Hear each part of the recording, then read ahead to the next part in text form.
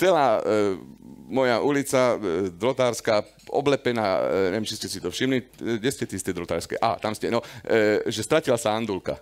Že uletela niekomu. No na čo to tam niekto dáva? Je to andulka. Ste má krídla. Ste odletela, je v riti. Tak ako keby ste vyhlásili pátranie po heliovom balóniku. No hľadaj ho. A vôbec, na čo niekto chová andulky?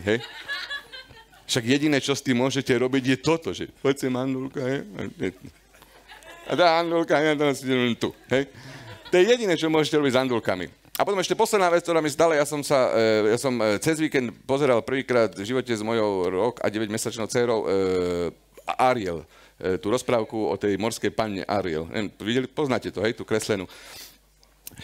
Ja neviem ako vy ostatní, ale ja som celé tie 2 hodiny čakal, že proste uvidím bradavky. A ona furt tie vlasy má tak, proste, že som nevidel ani jednu bradavku. Furt. A vôbec, že čo za idiota vymyslel, že morská panna je sexy vôbec, akože toto sa mi páči, odtiaľto žena, odtiaľto kapor, jak sa tomu môže komu sa to páči, hej?